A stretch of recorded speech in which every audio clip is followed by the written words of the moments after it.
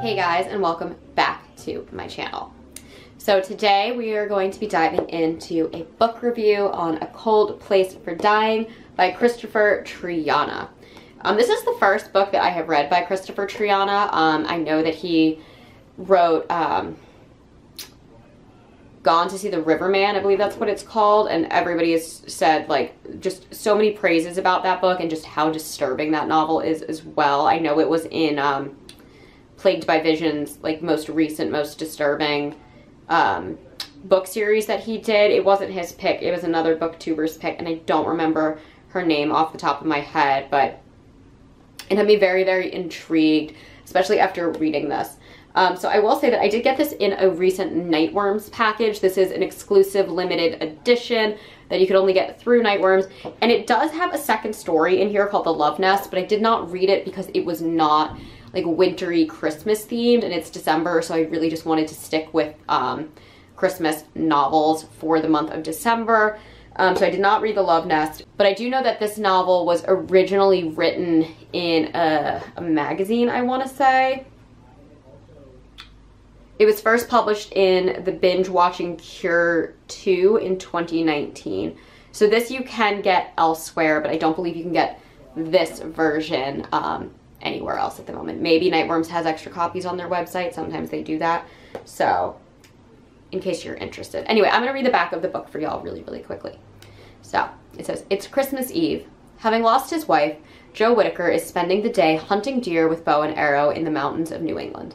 He finds a sense of peace getting back to nature and even leaves his phone in his truck, wanting to free himself from the everyday world for a few hours.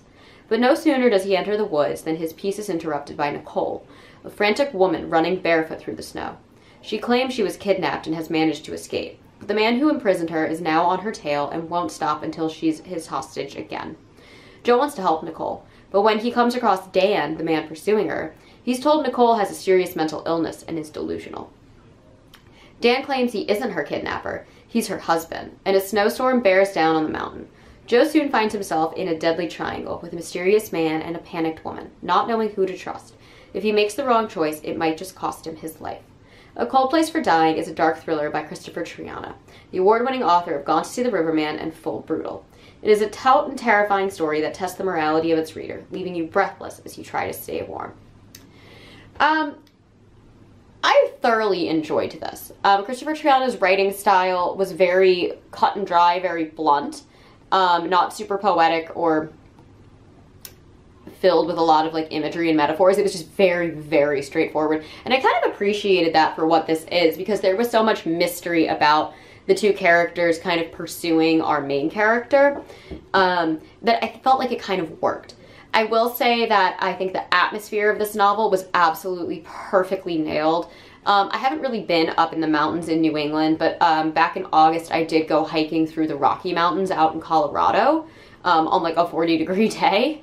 And I will say that all I could see while I was reading this were those mountain hiking trails.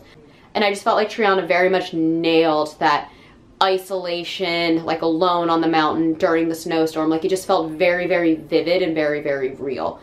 Is this novel super Christmassy? Not really. Christmas kind of plays a little bit of a role in why our main character is where he is on Christmas Eve, but I won't necessarily call it like the most Christmassy of Christmas novels. Winter horror, though, this absolutely nails. Again, the atmosphere of this novel was so, so, so strong, but it didn't actually feel like a character, which I thought was very, very interesting. It almost felt like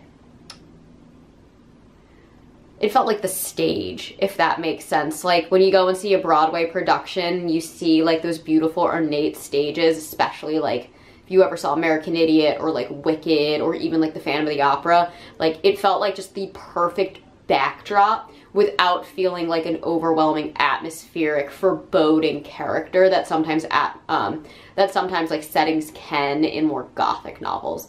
And I really liked the balance of that, because I do think that this isolated setting played such a pivotal role in making this kind of unbelievable narrative make sense. There were a lot of very strange and kind of questionable decisions made by our main characters, especially Joe, throughout the novel, but I think that it was balanced out by kind of the flurry of the snow and the chaos that was going on around. But there were so many moments like where I felt like I was watching like a B horror movie, and I was like, don't make that decision. Don't you do that. You know, like kind of like the don't go into that creepy abandoned house, like run away. Like I felt that a lot in this novel. And I don't actually think it was a negative. Like it just kind of kept me more and more invested into this story. And I do think that this story would have worked really, really, really well on film. Like if this was like almost like an anthology kind of like Black Mirror, like one episode thing. Doesn't need to be a full movie, but like a 1 hour like visual event. I think this would have worked so, so well. And I did like all of the uncertainty that was balanced throughout this story. And what I loved the most, and this is funny because I also just read The Snowman, and The Snowman is by Joe Nesbo, and The Snowman is nothing but red herrings. This book makes you think that there's a bunch of red herrings, but they're not. Like, everything that's kind of happening has a reason and a purpose for being said, and it's up to you to like kind of follow what you believe is happening or what you don't think is happening. But when you get to the reveal, you don't feel cheated. Like I didn't feel like I was led to look at one thing while something else was happening behind my back and it came out of nowhere, because this is a pretty short novel, so you don't have the 500 pages to really like mislead your reader. You really want to stick that landing, and I think Triana really, really stuck that landing with how he unraveled the mystery that was going on. And it's just such an interesting and strange concept to be the person alone in the snowy woods on Christmas Eve in a blizzard, and to have these two kind of mysterious people kind of like launch themselves on you and you don't know who's telling the truth or what's going on or why. And I just thought it was awesome. I will say though, this was only a 4-star read for me. It did not blow me away. There were a couple moments again where I felt like the decision making was questionable, and if this wasn't set on Christmas Eve at this particular point in time, like I don't quite think the story would have worked.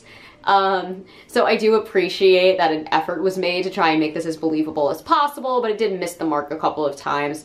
And I did really appreciate how much background we got on our main character. I really liked how things that happened in his past reflected how he acted in very stressful life or death situations. I think that is something that probably would have happened in real life, and like the way it was revealed to the reader beforehand, I think really benefited the storytelling and our main character's motivations. And I thought it was really fun. It made me really want to read more of Kristopher Triana. I'm very happy that I was exposed to him. I think I am going to go and pick up Gone to See the Riverman, even though I've heard it's super, super disturbing. I think if it's written in the same type of prose as this, where it's just very blunt and straightforward and like telling you what you need to know without making you second guess everything, even while the whole story is like a second guessing kind of story, I think I'll be really, really into that. Anyway, so yes, 4-star read, definitely worth checking out if you can get your hands on it.